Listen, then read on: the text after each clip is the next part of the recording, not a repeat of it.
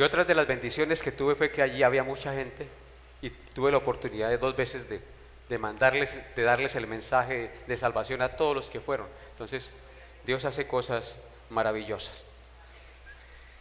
Bien, hermanos, abran su Biblia en Primera de Pedro, capítulo 1, versículos 3 al 5.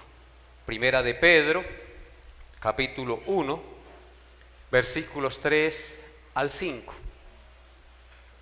Todos allí con su Biblia en la mano y con su mente y su corazón dispuestos. Dice así la palabra de Dios. Primera de Pedro 1, 3 al 5.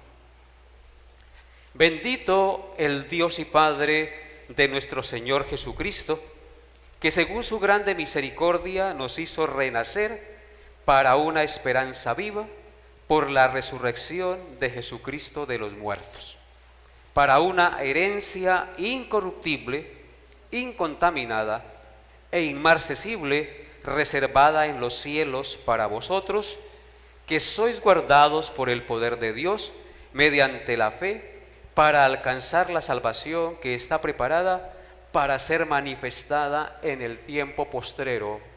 Amén. Que el Señor añada bendición por haber leído su santa y gloriosa palabra en esta mañana.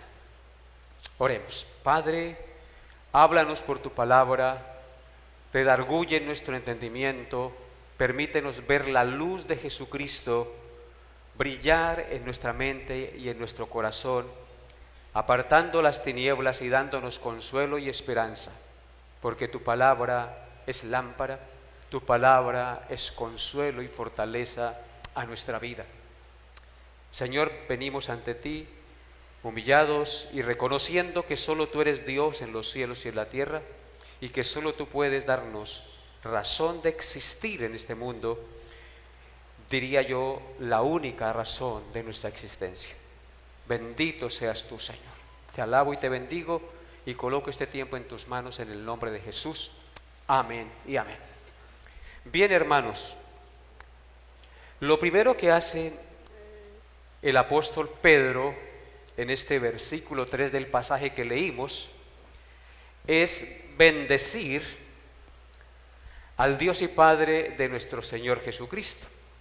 Esta carta es escrita a los expatriados que están esparcidos en el Ponto, Galacia, Capadocia, Bitinia. Entonces, ellos están sufriendo persecución, están exiliados, lejos de su nación, y el apóstol Pedro escribe esta carta para darles consuelo y esperanza, como lo necesitamos usted y yo. Todos los días usted y yo necesitamos consuelo y necesitamos esperanza verdadera. Y Pedro escribe estas palabras gloriosas en las cuales vamos a meditar esta mañana. Dice en el verso 3: bendito el Dios y Padre de nuestro Señor Jesucristo. El apóstol Pedro bendice con gran vehemencia al Dios y Padre de nuestro Señor Jesucristo. Nosotros creemos en un Dios trino, en Dios Padre, en Dios Hijo y en Dios Espíritu Santo. Aquí vemos a Pedro enseñando esta gran verdad, bendiciendo al Dios y Padre de nuestro Señor Jesucristo. ¿Y por qué lo bendice? Porque según su grande misericordia nos hizo renacer para una esperanza viva por la resurrección de Jesucristo de los muertos. Hoy es día de Santa Cena y en la Santa Cena recordamos la muerte y la resurrección de nuestro Señor Jesucristo. Porque la muerte y la resurrección de nuestro Señor Jesucristo no es cualquier cosa. Es el único suceso a través de la historia de la humanidad, desde la creación del mundo, que ha sido el gran suceso de todos los sucesos. Jesucristo dividió la historia de la humanidad en dos: antes de Cristo y después de Cristo. El apóstol Pedro, en su infinito conocimiento dado por el Espíritu Santo, que es revelado aquí, porque es el infinito conocimiento de Dios dado a nosotros, nos dice que Él bendice a nuestro Dios y Padre porque según su grande misericordia. Hemos recibido la más grande misericordia que podemos recibir.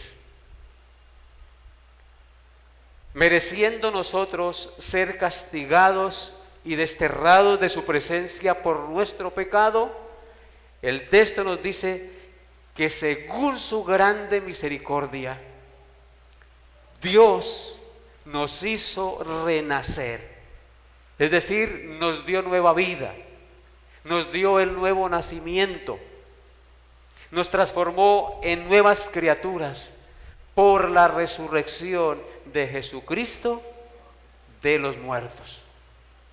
Jesucristo nos dice en su palabra que es nuestra esperanza, nuestro consuelo y nuestro camino.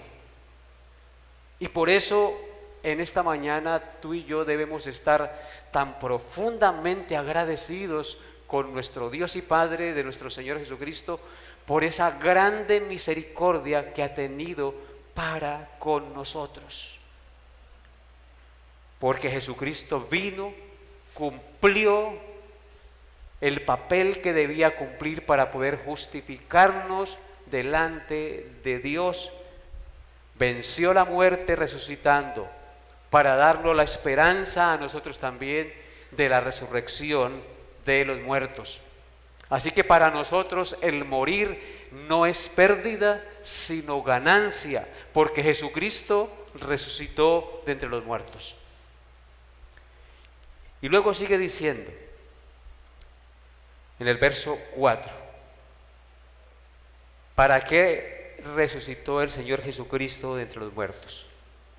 Para una herencia incorruptible, incontaminada e inmarcesible, que está reservada en los cielos para vosotros, para todo aquel que confía en el Señor. Entonces, lo que vemos aquí es que por Jesucristo, que resucitó de entre los muertos, y por la misericordia que Dios tuvo para con nosotros al enviarlo y permitirnos creer en lo que Él hizo por nosotros, ahora nosotros tenemos una esperanza ¿qué? Viva. Dice ahí en el verso 4, para una herencia o una esperanza viva. Dice, es el 3, perdón, nos hizo renacer para una esperanza viva por la resurrección de entre los muertos. Ahora tenemos una esperanza viva, hermanos. ¿Cuál es esa esperanza viva? Jesucristo, que venció la muerte. Esa esperanza, hermanos, es la vida eterna que tenemos en Jesús.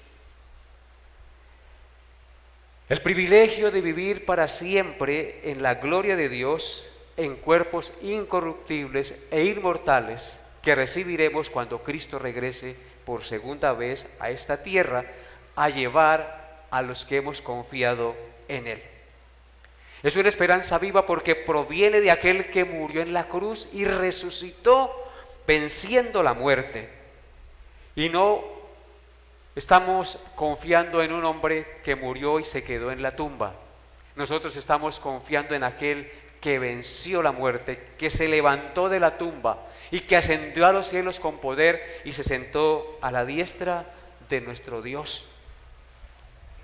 Y 3 cosas debemos saber acerca de esta esperanza viva. Lo primero que debemos saber de esta esperanza viva es que esa esperanza viva procede de la grande misericordia de Dios. Si no hubiese sido por la misericordia de Dios, tú y yo no hubiésemos conocido a Cristo y tú y yo no hubiésemos heredado la vida eterna. Lo segundo que debemos saber es que esta esperanza viva viene por medio del nuevo nacimiento, porque el texto dice: bendito el Dios y Padre de nuestro Señor Jesucristo, que según su grande misericordia nos hizo renacer. O sea que sin nuevo nacimiento no podemos heredar esa herencia incorruptible, incontaminada e inmarcesible, hermanos. Se requiere del nuevo nacimiento, y el nuevo nacimiento lo da Dios. Es un acto soberano de la gracia misericordiosa de Dios en favor del pecador, que cuando se predica el Evangelio sus oídos son destapados y su fe es revivida, y uno comienza a confiar en aquel que murió en la cruz por nosotros, reconociendo que es un miserable pecador y que no tenemos esperanza ni después de la muerte, sino solamente en el Señor Jesús. Así que si no hay nuevo nacimiento, no podemos tener esa esperanza viva. Y lo tercero que debemos conocer es que la esperanza viva proviene de la resurrección de Jesucristo de los muertos. O sea, estas tres cosas deben estar muy presentes en nuestra mente. Primera, procede de la grande misericordia de Dios la salvación.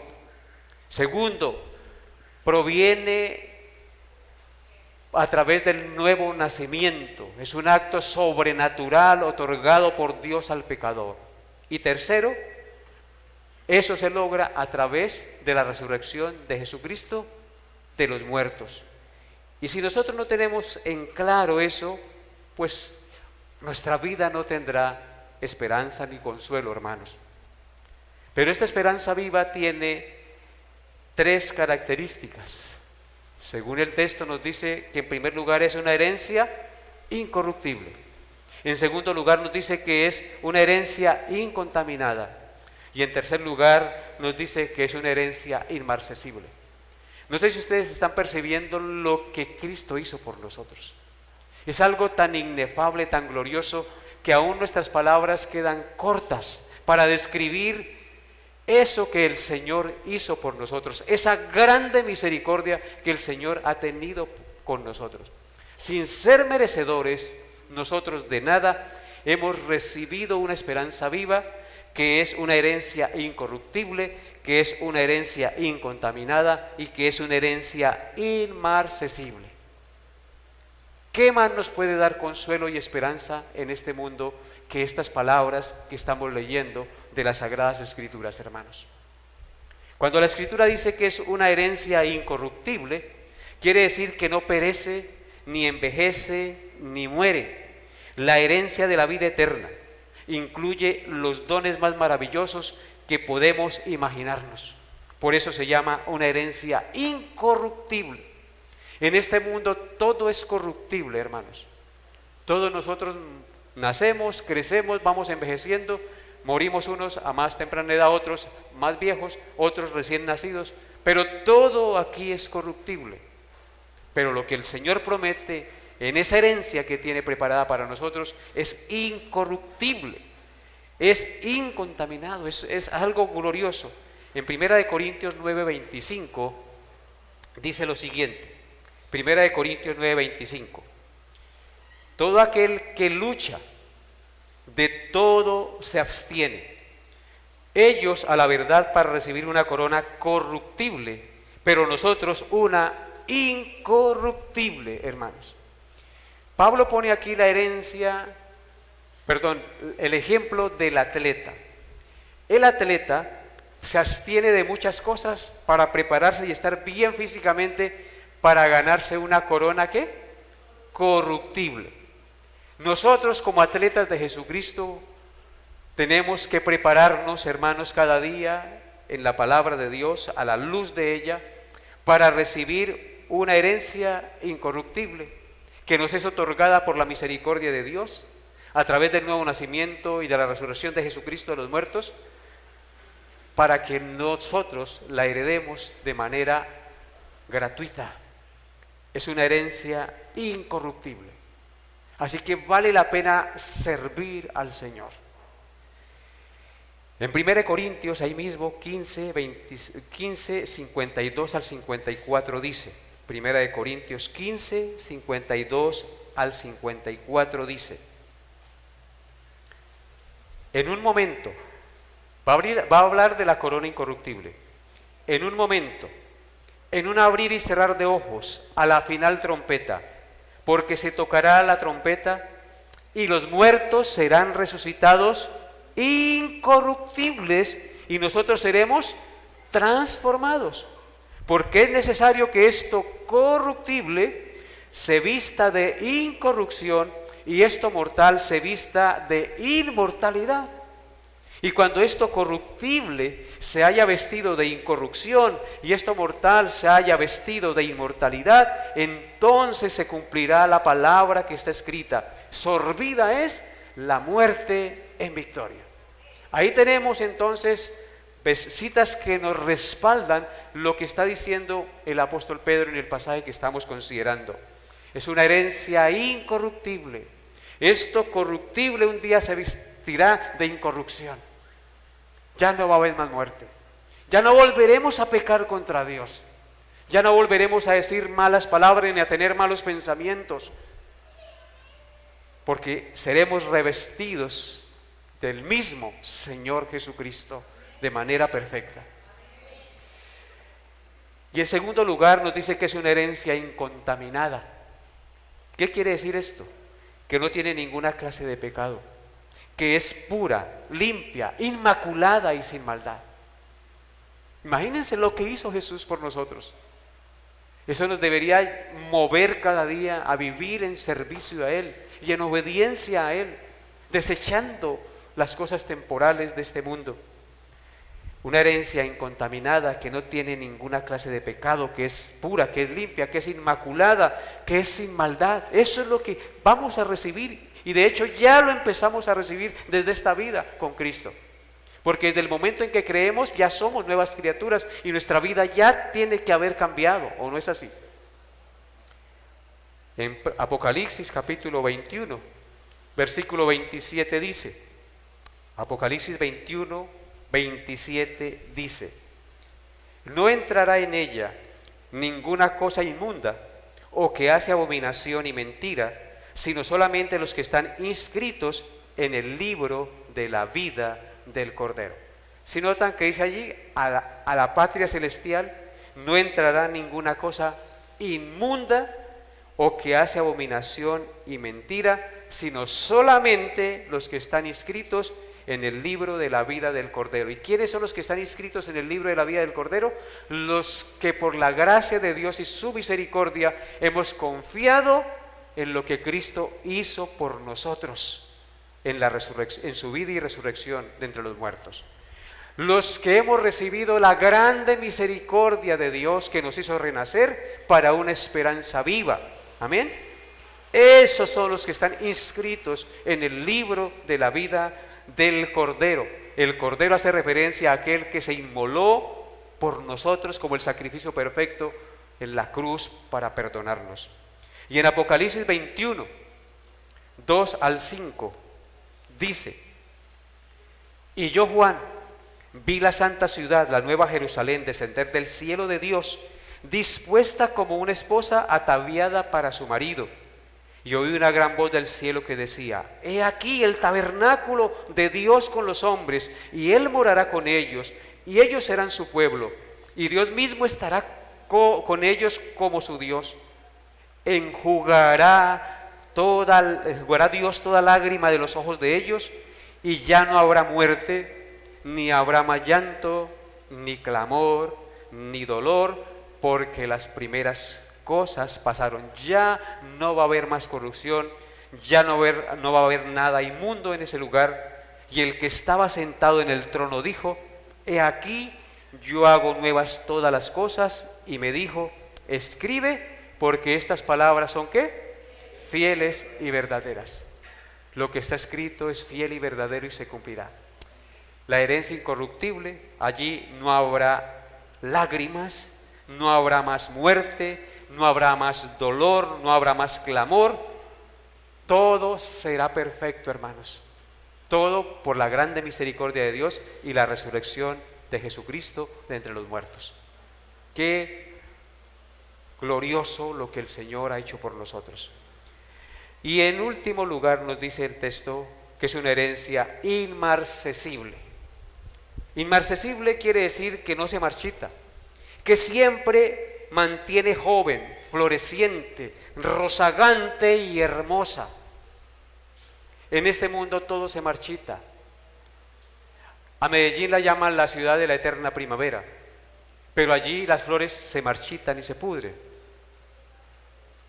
Allí en la herencia incorruptible no sucederá eso. Allí todo será inmarcesible. Será una eterna primavera de verdad. No se marchita, siempre mantendrá joven, floreciente, rozagante y hermosa esa herencia, hermanos. Y eso entonces debe llenarnos de mucho gozo y satisfacción. Y terminamos con Isaías 48. Isaías 48. Dice así: sécase la hierba, marchítase la flor, mas la palabra del Dios nuestro permanece para siempre. Así que, mi amado hermano, si usted no ha entendido claramente lo que Cristo hizo por usted, pídale perdón, porque hoy el Señor a través de este texto nos muestra claramente y profundamente esa maravillosa herencia que hemos recibido por su grande misericordia y por la obra de la vida, muerte y resurrección de nuestro Señor y Salvador Jesucristo, hermanos. Cuán agradecidos debemos estar, ¿no les parece? Él es el único que nos da esperanza y consuelo. Por eso hoy, al participar de la Santa Cena, debemos estar tan conscientes de esta realidad, porque si no lo hacemos así, nosotros estamos participando de manera hipócrita y estamos bebiendo y comiendo juicio para sí. Así que yo le invito a inclinar el rostro allí en el lugar donde está y a pedirle perdón a Dios por su pecado, si realmente usted no ha agradecido de corazón lo que Cristo ha hecho por usted. Oremos. Padre, Señor de los cielos y la tierra, yo te alabo y te bendigo en esta hora de la mañana y coloco delante de ti a todos mis hermanos y te pido que nos perdones, Señor. Te pido que nos dé la gracia de arrepentirnos realmente cada día cuando te ofendemos. A veces no valoramos lo que tú has hecho por nosotros, Señor. Hoy nos muestras que tú, Señor, nos has dado una herencia incorruptible, incontaminada e inmarcesible. Es una esperanza viva, porque Jesucristo venció la muerte, porque es la confianza en aquel que venció a Satanás, venció el pecado y venció la muerte. Por eso te alabamos, Señor, en esta mañana y te bendecimos. Y suplicamos, Dios, que nos permitas hoy participar de la mesa del Señor con una mente y un corazón dispuesto, arrepentido y en grande admiración por lo que tú has hecho por nosotros en la cruz del Calvario. Bendito por siempre, Señor. Te alabo, te bendigo y te doy gracias, Señor, por tu misericordia y grande amor para con nosotros, mi Señor.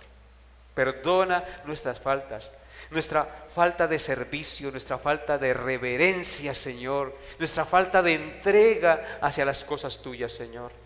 Tú eres el único que merece la gloria, la honra y el honor. Ayúdanos, Padre, a entender y a comprender esta gran verdad, porque solo tú lo puedes hacer, Señor. Por eso venimos ante ti, en el nombre de Jesús. Amén y amén.